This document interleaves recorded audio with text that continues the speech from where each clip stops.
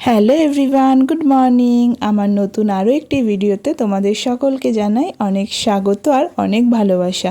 আজ শুক্রবার সকাল থেকেই কিন্তু আমি আমার ভিডিওটা স্টার্ট করছি। দেখো, ঘরটা কিন্তু প্রচণ্ড পরিমাণে দেখছি ঝুল পড়ে গেছে, অনেক দিনই ঝুলটা ঝাড়া হয়নি। তো আজ ভাবলাম একটু ঝুলটা পরিষ্কার করে নিই প্রথমে।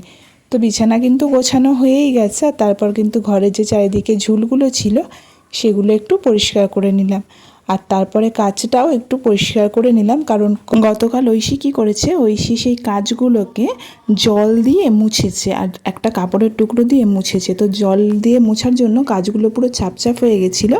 তো তার জন্য কিন্তু আমি কাচটা একটু পরিষ্কার করে নিলাম। আর আজকে দেখো নেওয়া হয়েছে চুনো মাছ, আর এদিকে নেওয়া হয়েছে চিকেন। তো আজকে শুক্রবার তো সবাই বাড়িতে থাকে না, তো তার জন্য কিছুটা আলাদা করে রেখে দেওয়া হয়েছে, আর এই বাকিটা রান্না করা হচ্ছে। দুপুরবেলা আমরা সবাই খাবো আর রাতে এসে ওরা খাবে, তো তার জন্য কিন্তু অল্প করেই করা হচ্ছে। আর রবিবার হলে একটু বেশি আইটেম হয়, কারণ সবাই তো বাড়িতে থাকে। তো প্রথমে দেখো করে নিলাম আমি এখানে কুমড়ো শাকটা কিন্তু বড়ি দিয়ে করছি। বড়ি দিয়ে কুমড়ো শাক খেতে বেশ ভালোই লাগে। যে কোনো শাকের মধ্যে যদি একটু বড়ি দেওয়া যায় তাহলে কিন্তু টেস্টটা অন্যরকমই হয়। আর এই যে এই বড়িগুলো বাড়িতে বানানো না, এগুলো কিন্তু দোকান থেকে কেনা। সেই চাকদা থেকে আমার শ্বশুরমশাই কিনে এনেছেন। বড়িগুলো খেতে কিন্তু বেশ ভালোই, আবার অনেক দিন হয়ে গেলে কেমন একটা গন্ধ ছাড়ে। তো এই বড়িগুলো না অনেক দিন হয়ে গেছে, ওর জন্য একটু রোদ্দুরে দিয়েছিলাম।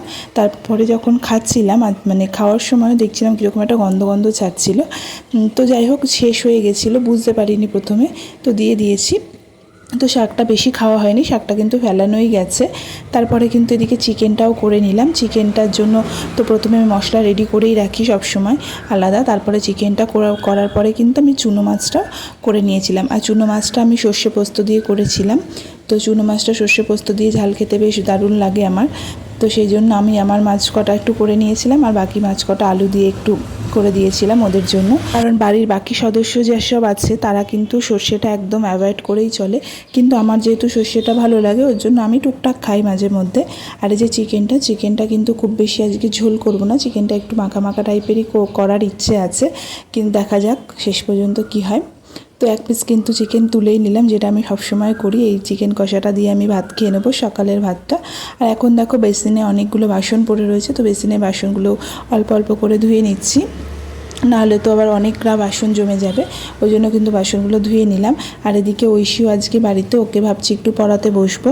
ওর তো স্কুল এখন ছুটি পড়ে গেছে, কিন্তু এই সব তাড়াহুড়ো করে আর সত্যি কথা বলতে পড়াতে বসাই হয় না। এদিকে আবার একটু পুচকেরও খাবার করতে হবে, পুচকের যেহেতু খাবার করা হয়নি।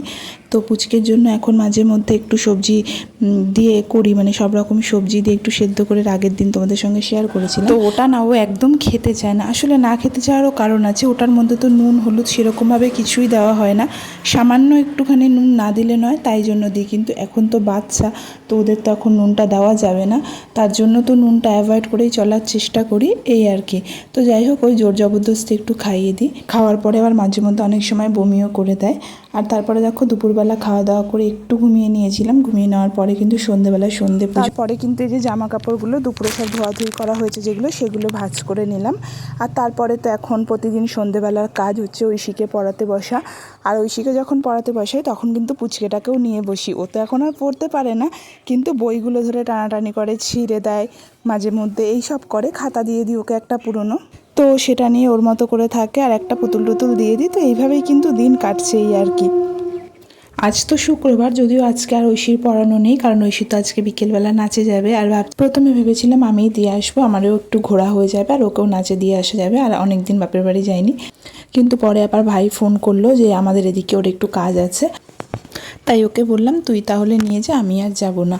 আর এদিকে দেখো এখন তো সন্ধ্যে হয়ে গেছে, পুচকের জন্য হচ্ছে দুধ গরম করছি। তো সন্ধ্যেবেলা ওকে দুধটা খাওয়াবো, আর আজকে রাতে ওকে সেরেলাক বা রুটি কিছুই খাওয়াবো না। আজকে রাতে ওকে ভাবছি একটু ভাত খাওয়াবো। তো তার জন্য কিন্তু একটু ভাত করে নিয়েছি, শুধু ভাত না, মানে ভাতের সাথে একটু ডাল দিয়েছিলাম। তো দেখো ভাত আর ডালটা কড়াইতে করার পরে পুরো ভালো করে আমি গ্লাস দিয়ে পিষে নিলাম, যাতে মানে ওর গলায় না আটকায়, কারণ ওর তো একটু দানা পড়লেই ও আবার বমি করে দেয়। আজকে ওকে ভাত খাওয়াবো, তার কারণ ও অনেকবার করে বমি করছে আর পটিও করে, তার কারণেই শাশুড়িমা বললো আজকে ভাত খাওয়াতে, আর তার জন্য একটু ভাত করেছি। তো বন্ধুরা, আজকের ভিডিওটা এখানেই শেষ করছি। ভিডিওটা কেমন লাগলো তোমরা অবশ্যই জানিও কিন্তু।